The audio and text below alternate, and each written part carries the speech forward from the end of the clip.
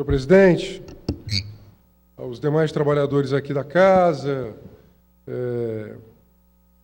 aqueles que nos veem e ouvem pelos canais aqui da casa, eu queria, não sem antes, dizer que apoio, obviamente, os termos de cobrança que o deputado Capitão Wagner acaba de exortar na tribuna, com relação à necessidade de avançarmos no entendimento, na investigação e na responsabilização do crime organizado. Recentemente, uma pessoa utilizou nos jornais aqui do Ceará uma expressão que esse possível acordo que setores do crime organizado estariam impondo a determinados territórios da cidade. Na verdade, isso não é pacificação, isso é silenciamento. Isso é silenciamento. Eu me recuso a chamar isso de pacificação. Paz é outra coisa. A paz é fruto da justiça, ela não é fruto do silêncio. Ela não é fruto do medo. Ela não pode ser fruto do acordo de setores que impõem aos territórios o silenciamento e o medo. É absolutamente fundamental que o Estado, obviamente, ele possa resguardar, em especial a juventude, o cidadão e a cidadã que mora nesse território, porque ele não seja refém desta situação. E estamos, lamentavelmente, colhendo a ausência de uma estrutura investigativa que permita a responsabilização, sem dúvida alguma. Mais do que isso, o que me traz à tribuna, ao passo e ainda impactado também por essas notícias, é uma outra notícia que tem a ver com a que já estamos debatendo. O Mecanismo Nacional de Combate à Tortura constata irregularidades. Veja, o sistema socioeducativo, portanto, o sistema que deve responsabilizar e socioeducar adolescentes em conflito com a lei, ele tem sido objeto de denúncias as mais severas durante, em especial, os últimos 6, 5 anos. A coisa piorou a um ponto inimaginável. É um sistema que hoje é caro e que ele não produz os efeitos que a sociedade espera que ele produza. Ao contrário, ele produz seres humanos mais brutalizados. Porque são brutalizados adolescentes, famílias e trabalhadores. Adolescentes, famílias e trabalhadores, socioeducadores, equipe técnica, familiares, adolescentes. Isso já é sobejamente conhecido. Isso tem sido reiteradamente denunciado. Eu vou utilizar um tom de fala muito ameno, tamanho é o meu cansaço, mas ao mesmo tempo para controlar a minha indignação diante desta incompetência da Secretaria de Trabalho e Desenvolvimento Social no trato dessa questão e que agora envergonha internacionalmente o Brasil. Para quem não sabe, a Organização dos Estados Americanos mantém um sistema interamericano de proteção de direitos, que tem uma comissão em Washington, nos Estados Unidos, e uma corte na Costa Rica. Raramente esta comissão edita medidas cautelares. Só as edita quando reconhecida é a situação de urgência, de emergência, de ausência, de omissão de resposta do Estado. O Brasil recebeu agora, para a nossa vergonha internacional, medidas cautelares por causa do socioeducativo do Ceará, sob responsabilidade do governo do Estado, pela Secretaria do Trabalho e Desenvolvimento Social.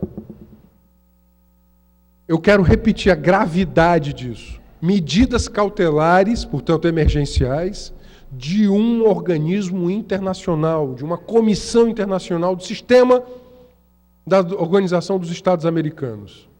Portanto, agora, não é mais só o Estado do Ceará, é o Estado brasileiro, porque quem representa o Brasil na esfera internacional é a União Federal, é o Estado brasileiro. Portanto, é ele que foi notificado. É ele que tem a obrigação de dar a resposta. Pois qual não é a nossa indignação quando tomamos conhecimento que, além dessa determinação internacional, o Mecanismo Nacional de Combate à Tortura verifica e constata aquilo que já havíamos dizendo, que já era sabido por todos, que você trancafiar seres humanos durante dias, num espaço que cabem 4 pessoas, você colocar 15 em condições insalubres, você não tem nenhum tipo de atividade laboral, de aprendizagem profissional, nenhuma atividade educativa, isso concorre para mais violência. Violência que contra os internos, os trabalhadores e, por fim, a sociedade, suas famílias e a sociedade, a todos nós. Portanto, é o Estado produzindo violência que vai reproduzir violência. O que falta para o governador encarar esse tema de maneira estratégica e prioritária? Já teve gente morta, um adolescente morreu, já teve trabalhador ferido, trabalhador inclusive com ferimentos, lesão grave no braço, já teve patrimônio público destruído, já teve Conselho Nacional de Justiça, Conselho Nacional de Direitos Humanos, Conselho Nacional do Ministério Público, Conselho Nacional dos Direitos da Criança e do Adolescente, Mecanismo Nacional de Combate à Tortura, comitê, visita de secretário, ministro, comunicado do sistema interamericano, medida cautelar do internacional, imprensa internacional, imprensa nacional, audiência pública, medida judicial, ação civil pública, habeas corpus coletivo, a partir da Defensoria Pública, ação de improbidade contra o secretário, movida pelo Ministério Público do Estado. Quero perguntar ao governador Camilo Santana, o que falta para entender aquilo que todos nós já entendemos? Há um grave problema de gestão, tem que alterar a gestão de forma imediata. E não é possível continuar simplesmente de forma retórica, dando respostas retóricas. Temos um plano de estabilização, mas não tem estabilizado. Hoje, na madrugada de hoje, aconteceu a 8ª rebelião deste ano. Sabe qual era a questão? Questão sanitária. Questões sanitárias. Não havia condições sanitárias. Aquilo ali é insuportável. Obviamente, nós nos insurgimos contra toda e qualquer lógica de hiperencarceramento. É importante que o judiciário, que o sistema de justiça como um todo, também compreenda, sobretudo no interior do Estado, que o hiperencarceramento, o encarceramento, ele não é uma cultura que deva ser estimulada, e eu não estou aqui, obviamente, estou reconhecendo as dificuldades também do próprio sistema de justiça, mas, sobretudo, temos que compreender a necessidade da atuação coordenada entre judiciário e executivo para também a aplicação de medidas não privativas de liberdade. Mas as privativas de liberdade estão sendo feitas de maneira a provocar em larga escala tortura por omissão. Para quem não é do direito, a tortura ela tem 2 modalidades, a tortura omissiva e a tortura ativa. A tortura omissiva é quando o Estado, que tem a responsabilidade de fazer algo, ele não o faz. Ele viola direitos por sua omissão. Por superlotação, porque não planejou rede, porque não conseguiu garantir direitos básicos sanitários, de alimentação, de ressocialização. E a tortura ativa quando os seus membros, eles torturam fisicamente, psicologicamente o indivíduo sob custódia do Estado. Portanto, é o indivíduo e o Estado que devem ser responsabilizados.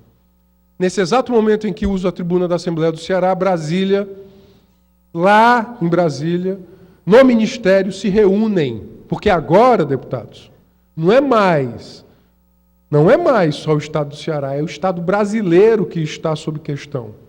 Portanto, é Brasília e o Itamaraty que deverão dar a resposta jurídica a esse processo. E eu já falei ao líder do governo. Cabe, inclusive, responsabilização de Sua Excelência o governador.